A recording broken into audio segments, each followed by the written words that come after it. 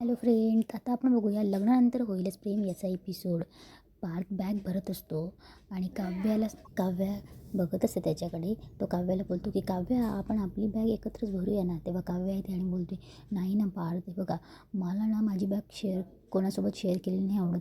आणि ती हसता हसता कपडे अहो नका हो. तेव्हा पार्थ बोलतो बरं. तेव्हा काव्या बोलते ते घड्या विड्या उलगडतात आणि मग मला नाही आवडत. तेव्हा पार्थ बोलतो कपड्यांच्या घड्या जाऊ द्या, पण आता आपल्या नात्याची घडी ही कधी उलगडणार नाही.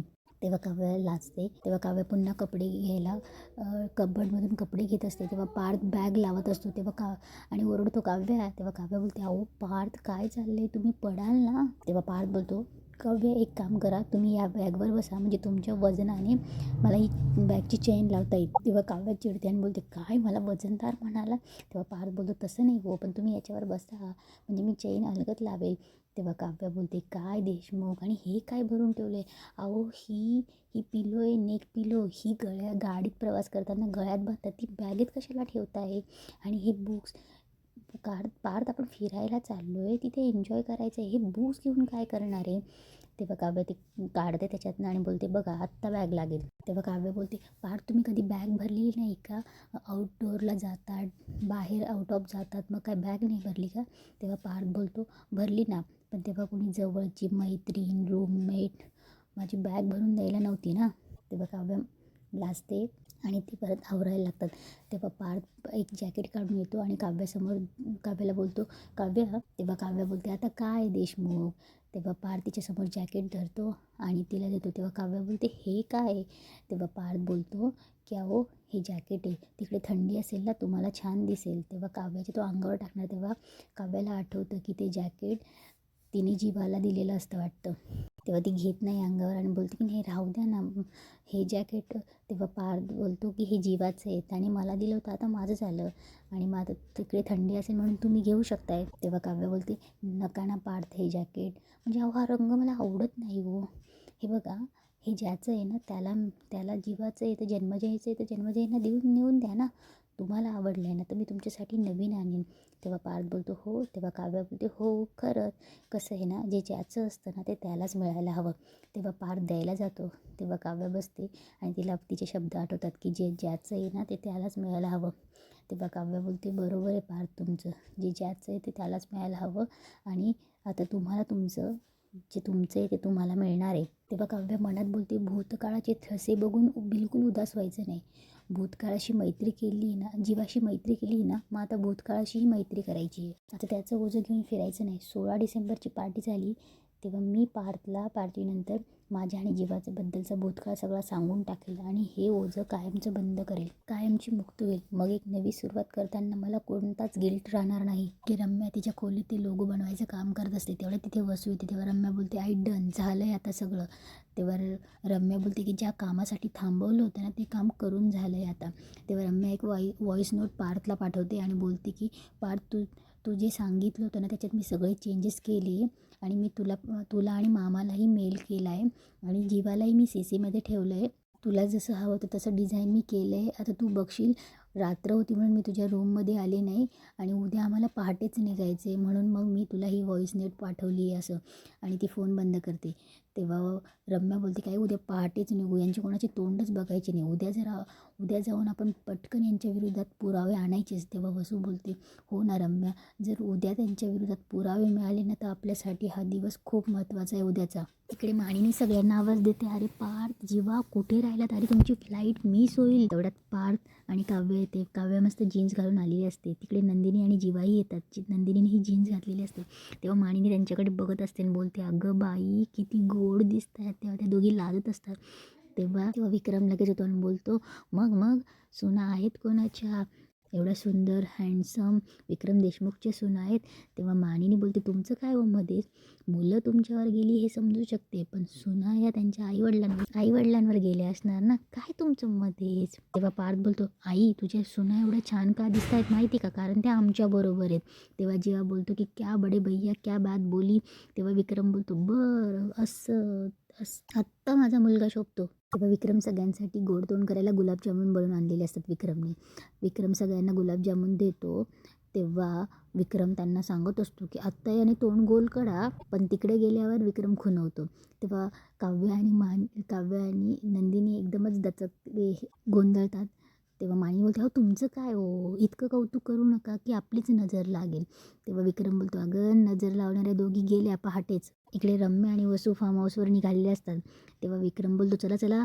तेव्हा मानिनी बोलते, चला तुमची फ्लाईट मिस होईल. तेव्हा जीवा बोलतो, हो हो, पाय पडतो आणि नमस्कार करून ते चौघेही निघतात. तेव्हा विक्रम बोलतो, आता मुलं गेली, चला आपण तोंड गोड करूया. तेव्हा मानिनी बोलते, अहो काय तुमचं. तेव्हा विक्रम बोलतो, अगं गुलाबजामुन. आणि तेव्हा ते दोघं गुलाबजामुन खातात. इकडे जीवन ते पण त्यांच्या गाडीत सगळे निघतात. तेव्हा काव्या बोलते, काही पण म्हणा देशमुख, पण ही टिप टूर म्हणूनच कन्सिडर करणार आहे. तेव्हा पार्थ बोलतो, आम्ही स्टडी टूर म्हणून कन्सिडर करणार आहेत ना. तेवढा जीवा बोलतो, थांबा फोन येतोय. तेव्हा जीवाला त्या ट्रॅव्हल एजन्सीवालीचा फोन येतो. तेव्हा जीवा पुढे बोलत असतो की अहो मॅडम, आम्ही वेळेत पुजतोय, आम्ही निघालो पण आहे, आमची फ्लाईट लेट होणारच नाही. तेव्हा ती बोलते, अहो सर ऐका ना. तेव्हा जीवा बोलतो, अहो तुम्ही आम्हाला इन्स्ट्रक्शन द्यायलाच फोन केला आहे ना, माहिती आहे आम्हाला सगळे इन्स्ट्रक्शन. जीवा बोलतो, आमच्या घरी ना मानिनी मॅडम आहेत, त्यांनी सगळे इन्स्ट्रक्शन दिलं आहेत आम्हाला. तेव्हा पार्थी बोलवलं, आमच्याकडे विक्रम सर सुद्धा आहेत, त्यांनीसुद्धा आम्हाला चांगलंच पार्सल पाठवलं इन्स्ट्रक्शनचं. तेव्हा ती बोलते की अहो सर, मी काय म्हणते ऐका. तेव्हा जीवा बोलतो की थांबा, मला काहीच ऐकायला येत नाही. जसं 2चे 4 हात करतात ना, तसे 2चे 4 कान करतो, म्हणजे नाही 2चे 8 कान करतो, म्हणजे स्पीकरवर फोन टाकतो. थांबा. तेव्हा जेव्हा स्पीकरवर फोन टाकतो तेव्हा ती बोलते की सर, सॉरी टू से, पण तुम्हाला तुमची ट्रिप कॅन्सल करावी लागेल. तेव्हा पार्थ पटकन गाडीच बंद करतो. तेव्हा सगळे कान देऊन ऐकत असतात. तेव्हा ती बोलते की सर, तुम्ही जे रिसॉर्ट बुक केलं होतं ना, तिथे पॉलिटिकल इलेक्शन डेट डिक्लेअर झाली, त्याच्यामुळे रिसॉर्ट वगैरे तिथले सगळे पॉलिटिकल लोकांसाठी बुक केले गेले आणि तुमचं रिसॉर्टही त्यातच येतं. जेव्हा बोलते हे काय मध्येच. तेव्हा पार्थ बोलतो, ठीक आहे ना, आपण दुसरं हॉटेल बुक करू. तेव्हा ती बोलते की सर, पॉलिटिकल पार्टीसाठी सगळेच हॉटेल्स बुक झाली आहेत. तेव्हा ती बोलते, सॉरी सर, पण तुम्हाला तुमची ट्रिप कॅन्सल करावी लागेल. We will give you your refund. तेव्हा जीवा बोलतो की थांबा हो, तुमचं काय चाललं आहे, तुमची कॅसेट जरा बंद करा. तेव्हा जीवा बोलतो की तुम्ही सगळे आमच्या प्लॅनची वाट लावून टाकली.